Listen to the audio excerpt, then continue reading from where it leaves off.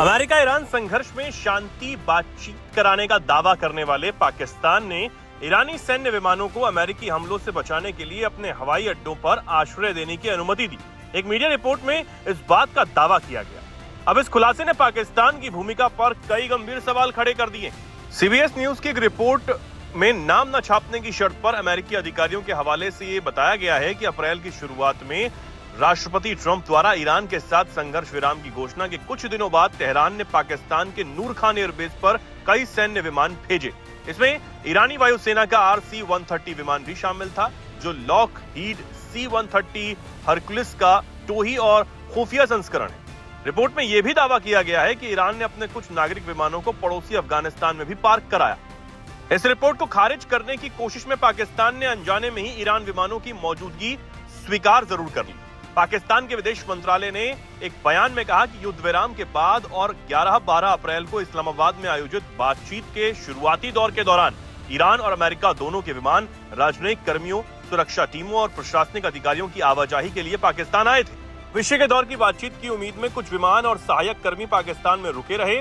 जो ईरानी विमान अभी भी यहाँ खड़े हैं, उनका किसी भी सैन्य आपात स्थिति या सुरक्षा व्यवस्था से कोई संबंध नहीं है। अब विदेश मंत्रालय ने रिपोर्ट को गुमराह करने वाला और अटकलबाजी करार दिया है। ये भी कहा गया कि ऐसी खबरें क्षेत्रीय स्थिरता और शांति प्रयासों को कमजोर करने की कोशिश है। लेकिन अमेरिकी राष्ट्रपति ट्रंप के करीबी माने जाने वाले रिपब्लिकन सीनेटर लिंडसे ग्राहम ने पाकिस्तान को लेकर एक कड़ी प्रतिक्रिया दी। उन्होंने मांग की है कि अमेरिका और ईरान के बीच पाकिस्तान की मध्यस्थ की भूमिका की समीक्षा की जानी चाहिए।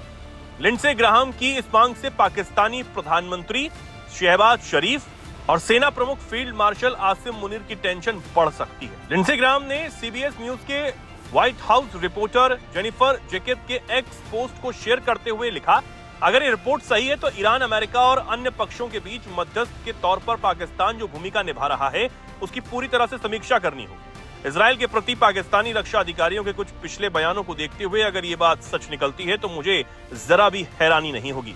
जेनिफर जैकब ने अपने पोस्ट में ईरानी लड़ाकू विमानों को पाकिस्तान में छिपाने की न्यूज एजेंसी की रिपोर्ट को शेयर किया था। इसमें उन्होंने लिखा था कि सूत्रों ने मुझे बताया कि जब पाकिस्तान ने खुद को तेहरान और वाशिंगटन के बीच एक कूटनीतिक माध्यम के तौर पर स्थापित किया तो उसने चुपके से ईरानी सैन्य विमानों को अपने देश में पार्क करने की इजाजत दे दी। ऐसा करके संभवतः उसने उन विमानों को अमेरिकी हवाई हमलों से बचाया। अप्रैल की शुरुआत में जब ट्रंप ने युद्ध विराम की घोषणा की, उसके कुछ ही दिनों बाद तेहरान ने कई विमान पाकिस्तान के नूर खान एयरबेस पर भेजे। इन सैन्य साजो सामान में ईरानी वायुसेना का एक RC-130 विमान भी शामिल था। एक Lockheed C-130 Hercules tactical transport विमान का ही एक ऐसा प्रकार है जिसका इस्तेमाल टोही और खुफिया जानकारी जुटाने के लिए किया जाता है। अब पाकिस्तान के ऊपर जो सवाल खड़े हो रहे हैं और इस रिपोर्ट के सामने आने के बाद उसकी मध्यस्थ भूमिका की निष्पक्षता पर भी सवाल उठ रहे हैं। एक तरफ इस्लामाबाद शांति वार्ता का क्रेडिट ले रहा था, वहीं दूसरी ओर ईरानी सैन्य संपत्ति को संरक्षण देने का आरोप अब उसकी छवि को नुकसान पहुंचा रहा है। अब यह घटनाक्रम अमेरिका ईरान तनाव के बीच पाकिस्तान की कूटनीतिक रणनीति को लेकर नए सवाल खड़े करता है। क्षेत्रीय शांति प्रयासों पर इस विवाद का क्या असर पड़ेगा, यह आने वाले दिनों में साफ होगा।